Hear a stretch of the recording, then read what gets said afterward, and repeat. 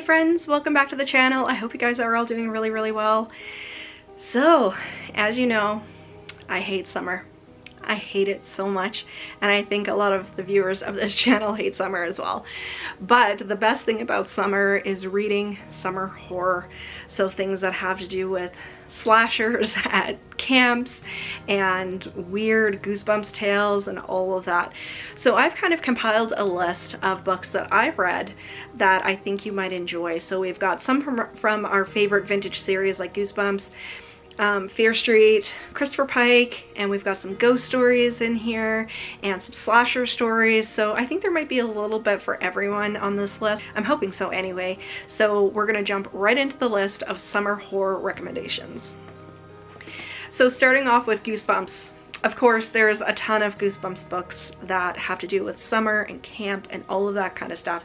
But these are three that I've read recently. I believe I read all three of these last summer, and they're just so good. And I really enjoyed these ones specifically. So if you're looking for a place to start with Goosebumps, I would highly recommend these ones. So first is Welcome to Camp Nightmare. So young Billy goes to Camp Night Moon, it's called, but the kids all call it Camp Nightmare. And the counselors are very weird. Kids start disappearing and he's like, what the heck is going on?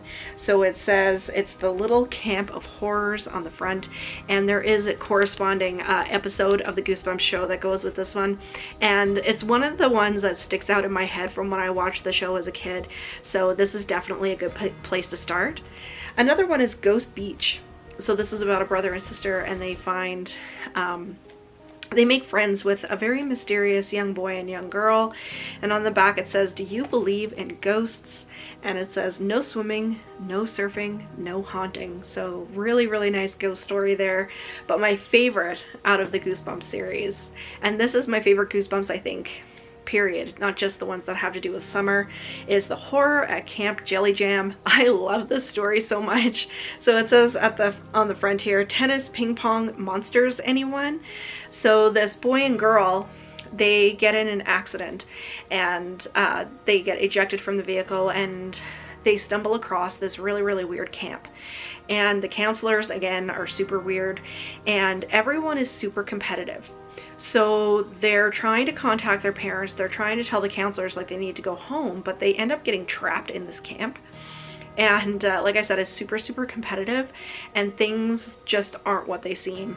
And there's a character in here called King Jelly Jam, and it's so good. It has all of the ooey gooey that kids are gonna love, but it has a really great story that even people in their 40s are going to enjoy. So this is my favorite Goosebumps of all time, and I definitely had to put it on this list of summer horror recommendations. Next, I pulled out two out of the Fear Street series. So the first one that I wanted to talk about is One Evil Summer, and again, there are a ton of summer Fear Street books, especially the super chillers. There's a ton of the summertime ones, but this is One Evil Summer. Chrissy is perfectly evil. So I read this one last year. I really enjoyed it. So this is a good place to start with Fear Street if you're not just reading them in chronological order and you want to get a good summer story in. And the other one, now this one doesn't take place during summer necessarily. It has to do with a group of school kids, but I wanted to put some on this list that weren't necessarily horror, but this has to do with camping, and it's called The Overnight. So this group of kids go to Nightmare Island, and supposedly they're supposed to be going on a school trip, but the teacher ends up getting sick or having a family emergency, and the kids decide they're gonna just go on their own, and they're trapped on this island like with a killer basically. This has to be one of my favorite Fear Street books. I love this story, and it has all of the summer feels and all of the camping time feels and everything in it. And it says on the front, they shared her terrible secret, but could they get away with murder? So this has like a murder mystery wound into it. It's really good. I think this is, like I said, probably one of the best Fear Street stories that I've read. I haven't read the entire series. I'm trying to work my way through rereading these, but this one specifically really stands out. And I've got one Christopher Pike, so I'm actually working on rereading a lot of Christopher Pike right now. I read this one last year, so I won't be rereading it, but June for me is like Christopher Pike month because I'm going to be on an episode next month of the Jersey Ghouls podcast. And so if you haven't subscribed to the Jersey Ghouls yet, this will be the second time I'm on their show. Make sure you go over and subscribe to their podcast. They're on Instagram as well. They're a really, really great group of girls, just really wonderful horror lovers. So I wanted to pull this one out. This is like a vacation horror. So Jean and her best friend are on the way to Hawaii to go to spend some time in the sun and have fun and all of that. So they meet these two guys, and they're learning how to scuba dive. And what I love about this one, besides it being like vacation horror, so this is perfect for summer, but this really has a lot of claustrophobia wound into the story. And personally, I am claustrophobic. I find it really, really hard in tight spaces. And with the scuba diving element in this one, it's really, really scary to me. So I love this book. It is problematic. I mean, it is from the early 90s or late 80s or whatever when this came out, but it is still a fantastic story, and it's a wonderful, wonderful thriller. So I would highly recommend this one. So you can see here on the front, we have this hand coming up from the gravestone that she's putting flowers on. So that is definitely one Christopher Pike that I wanted to mention to put in with your summer horror pile. And I did want to put one story collection in here. So this is Campfire Ghost Stories by Joanne Christensen. So this is out of the Ghost House series. These are out of print right now, but if you can find a copy of this, it's really, really great. And what I love is these are definitely stories that you would tell sitting around a campfire roasting marshmallows, even if you're doing it in your backyard during the summertime. Nobody's having fires here right now because the entire country is on fire. Sorry, America, Canada. I mean, the whole country is on fire, and I know you guys are really, really suffering with the smoke right now. But this definitely brings back all of those feels of sitting around a campfire, camping out in the woods, and you're telling like old folk tales. So a lot of these are tales that are very familiar. Some of them have been kind of, you know, revamped and rewritten and stuff like that, but they're very much based in folklore. But this is a really, really great collection of ghost stories if you wanted to get some out of here for, you know, anytime you're sitting around having a few drinks, roasting some marshmallows, and sitting around a fire. And then of course I couldn't do a summer horror without mentioning the Creepover series. Now this is a fairly vast series of books, and they don't all take place in the summer, but it does revolve around sleepovers. So creepovers, of course, where a group of girls will get together and spooky, spooky things start happening. So like I said, a lot of these don't take place during the summer, but some of them do. Like this one very, very much has a camping theme to it. So I wanted to throw this one in here too. And if you don't know anything about the Creepover series, each story or each book does tell a different story, so you don't have to read them in chronological order. They're very, very cheap. I've gotten these ones off of Book Outlet for like $2. And some of these stories are really, really spooky. They're definitely middle grade, so if you have kids at home that you think would be interested in this, I would definitely suggest picking these up. And they do have the creepometer on the back. So this is number 4 on the creepometer out of 5. Sleep with the lights on after you read this story. So it's funny because just a couple of weeks ago I had a really bad night. I was having some nightmares and some nighttime hallucinations and stuff like that, and Matt told me, he was like, you're not allowed to read anything above a level 3 on the creepometer. So there you go. But this is definitely something that I would recommend. Like I said, each book has a different story. They're not connected whatsoever, so you can find some really, really good summer horror suggestions in the Creepover series. Now I was going to mention the Babysitters Club on here. They do have the summer, like the super specials that take place during the summer. You know, the girls will go to camp or they're at a cabin or whatever. But I didn't put it on this list because I did read one of the super specials, I believe last summer, and it had a lot of references to things that had already gone on in the series. So they're not completely standalone books, so I left those off. But of course, the Babysitters Club does have a ton of summer reads in there. Light, airy, easy to read, short. So, you know, if you do know relatively the stories of the Babysitters Club, I would definitely recommend those as well. And a couple of standalone books I wanted to throw on here. So the first one, and I've talked about this many times on the channel, Fat Camp by James Sabata. This is probably one of my favorite books of all time. I gave it 5 stars. So this is a slasher story, and it has to do with, obviously, a fat camp. So Philip McCracken goes to fat camp. He is very large boy, and he doesn't really have any ambition to do anything. I believe his father had died a year previous, and he just keeps putting on weight, and he's always been a big kid, and his mother finally said, like, look, we've got to do something about this. So she sends him to fat camp.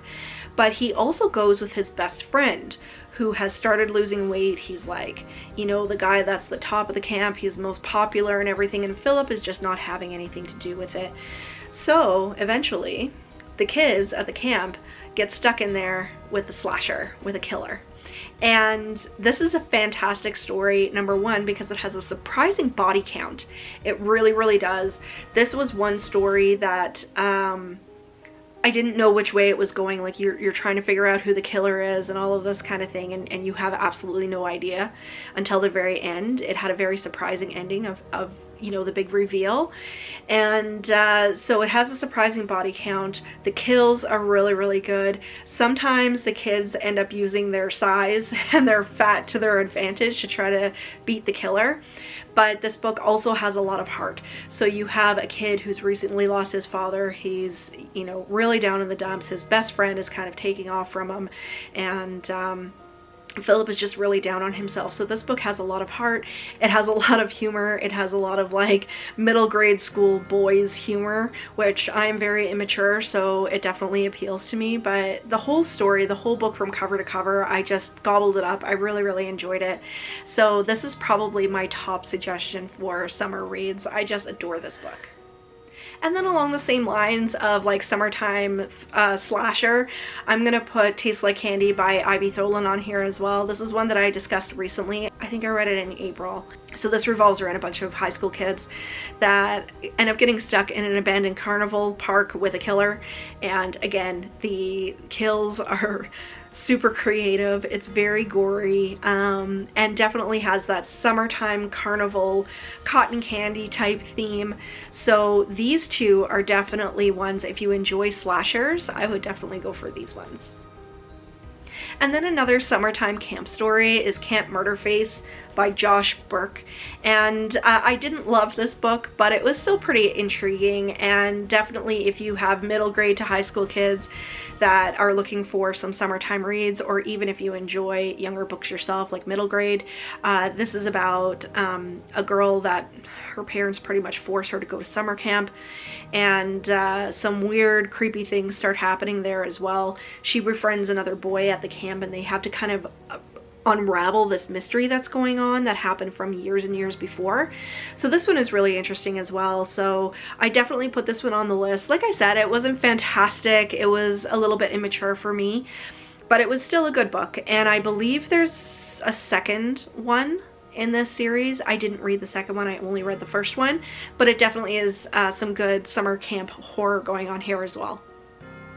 For another middle grade suggestion, we have The Ghost Road by Karis Cotter, and this is an author who lives in my home province of Newfoundland, and she loves Newfoundland. She loves the storytelling. She loves the folklore there. So this revolves around a young girl named Ruth, and she's from Toronto, and she goes to Newfoundland to visit some family that she's never met. She's never been there before. It's very strange to her. She has a little bit of culture shock, but it does talk about fairies and the sight, as they call it, and some spooky things that go on, and only certain people can see the Ghost Road in this little tiny community that she's gone to visit. And she also, her cousin goes there at the same time. Her cousin's name is Ruby, and they figure out that they have lots in common. There's some family secrets that are unraveling here. So this is fantastic for summertime horror if you're into folklore, fairies, that sort of thing. And of course, Newfoundland is an amazing place to go visit, and it has so much storytelling and folklore and ghost stories and everything. My mom always says that there's more ghosts than humans that live in Newfoundland, so this is a fantastic story, and I really enjoyed it. It's definitely a good summertime read. And then very, very quickly, because my battery is going to die, 2 more books. So one is the Mina series. So we have Mina and the Undead and Mina and the Slayers. So Mina and the Undead, Mina lives in England and she comes to New Orleans to visit her estranged sister and over the summer, and they get caught up in a murder mystery, and it's fantastic. So that is really, really great because it has a lot of history wound in there. It has vampires, it has this murder mystery, like I said, and Mina and her sister work in this horror attraction, this haunted mansion, and it's wonderful. I've talked about the Mina series so much on this channel, and I would highly recommend it. And the last one that I wanted to talk about is Campfire by Sean Sarlis. This is a book that really did not work for me. It's about a family that goes on a camping trip and they are just at each other's throats. And it is a slasher story as well. So even though it didn't work for me, it might work for you guys. So I wanted to throw that one in here also. So there you guys go. That is some summertime horror that I wanted to recommend. I hope you guys make it through the summer so we can get right into spooky season coming up here in August. So I hope you guys enjoyed the video. If you did, make sure to give me a thumbs up, leave me a question or comment down below because you know I love chatting with you. But until next time, stay spooky, guys. Bye.